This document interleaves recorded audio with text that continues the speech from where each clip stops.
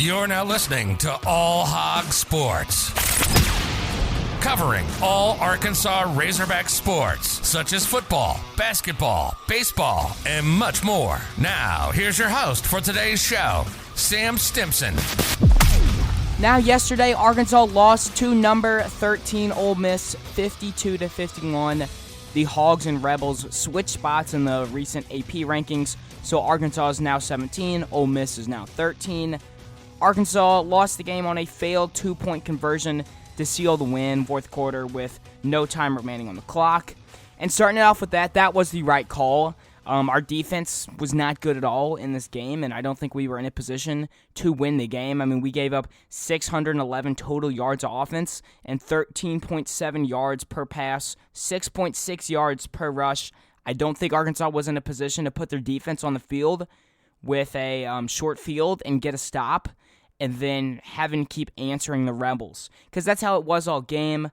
It started off kind of slow, and the teams developed into a shootout. Arkansas was down 10 at one point, got back in the game off of a fourth down stop, and then it just became a shootout. But the team scoring first was always Ole Miss.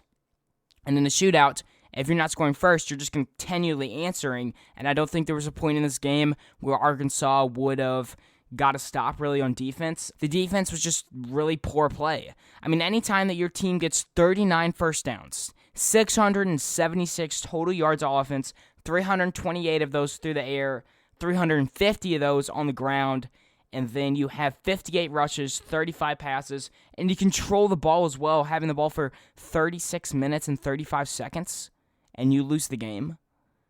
That shouldn't be happening. Your defense should not be in a position where, you can't stop the other team. Now, hats off to Ole Miss. They're one of the best offenses that Arkansas is going to face all year. You're not going to have to play a Matt Corral every week who's going to put up 287 yards on you with 21 attempts and then also run on the ground for 94 rushing yards with 6.3 average yards per carry, 324 points on the ground for Ole Miss.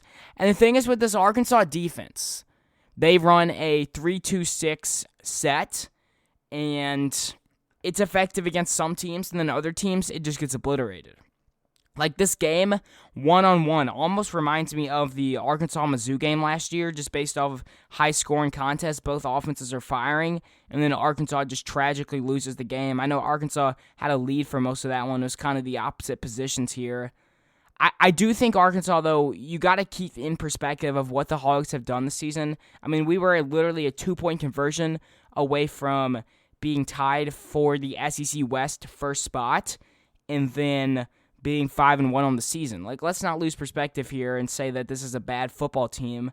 I mean, yes, Auburn will be a good test at home next week, but when Arkansas went on the road for 3 straight weeks to play at the neutral field at AT&T, Georgia and Mississippi State, those teams respectively were ranked 7th, 2nd, and 17 when Arkansas played them, and they came out 1-2 in that stretch, with one of those losses being by 1 point, and then one of them being a complete blowout, but that's the number 1 team in the nation now, who, in my opinion, still wins a national championship. So you can't just totally throw away what Arkansas has done this season, but you also have to realize that Arkansas is going to have to do things differently if they want to exceed expectations. I mean, expectations for the season were about, 5-6 wins by many different people.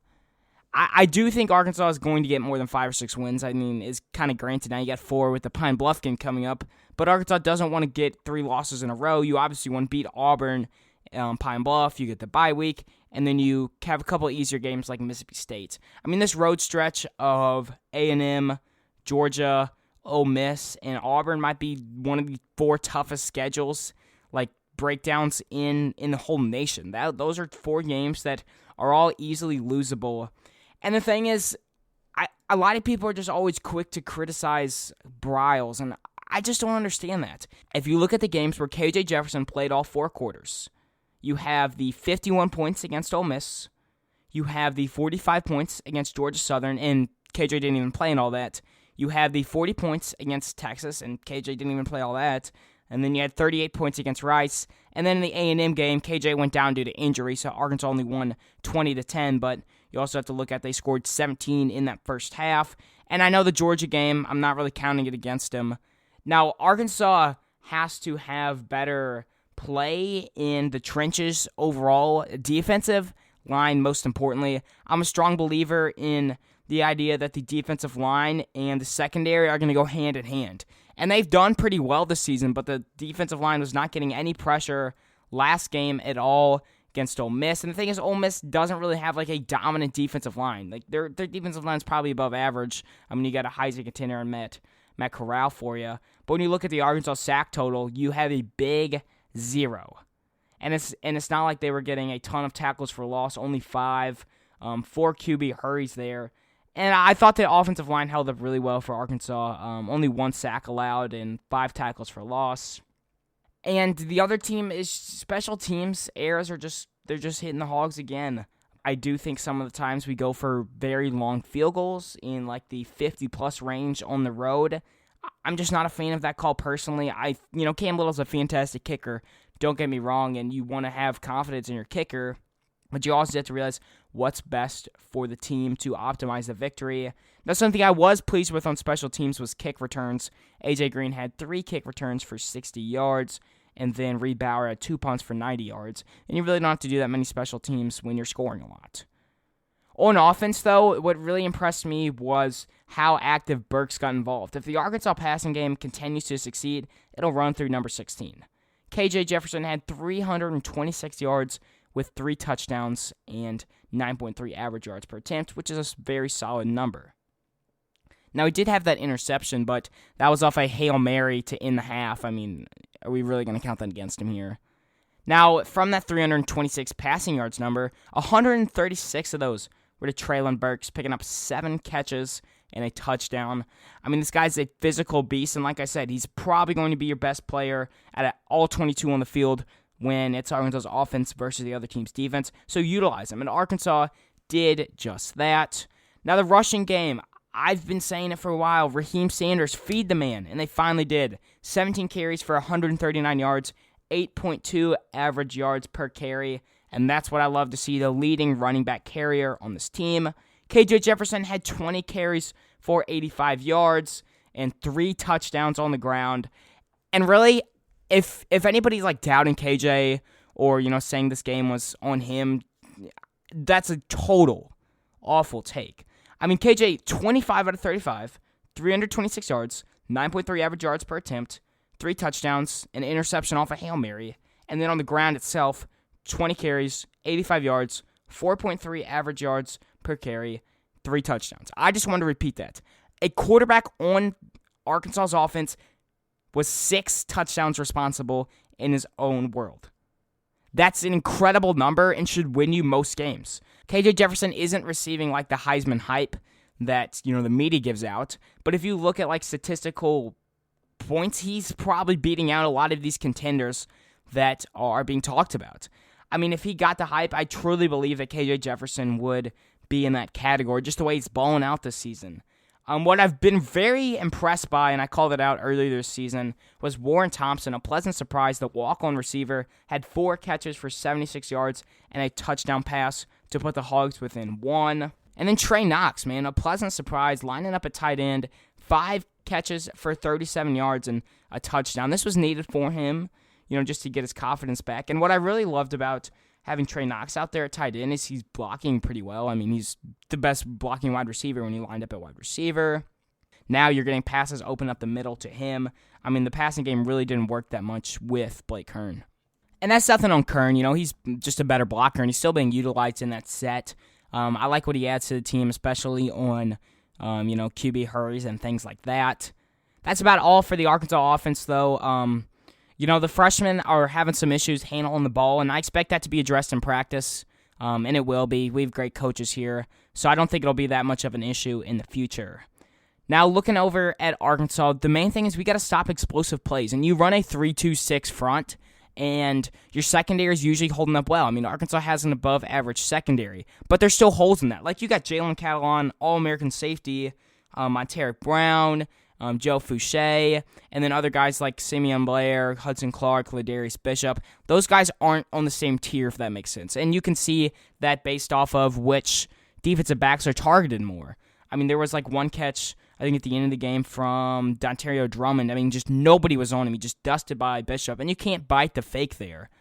Arkansas secondary is going to have to do a better job because you just can't be having the other team averaging 14 yards per attempt on a regular number. I mean, that's a crazy high number to be allowing. Really, though, 39 first downs, and the offense was moving. Chains were moving down the field. Arkansas just shouldn't have lost this game, and it's frustrating. I mean, we went toe-to-toe with Ole Miss, a fantastic team. I mean, there's nothing to really hang your head on. I would not panic. I don't understand worrying about the rest of the season. I'm sure it's reactionary after the game. Just, people are saying that.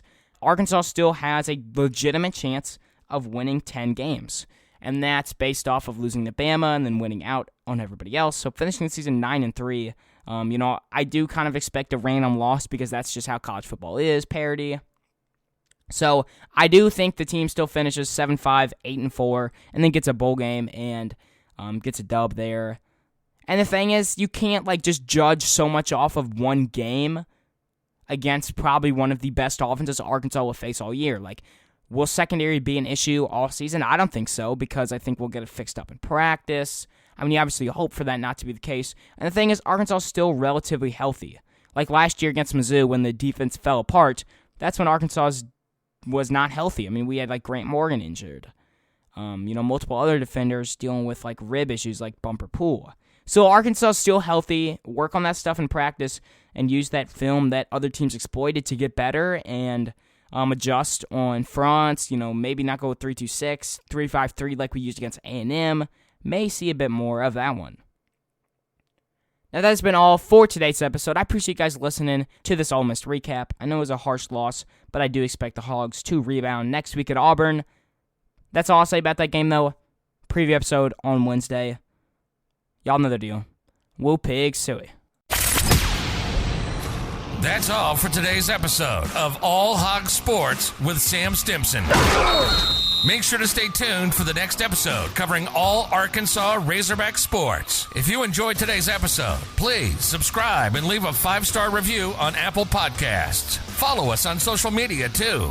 On Twitter and Instagram at All Hog Sports Pod. Like on Facebook at All Hog Sports and Arkansas Razorbacks Podcast. And on YouTube at that same name. Thanks for tuning in to today's episode. Go Hogs!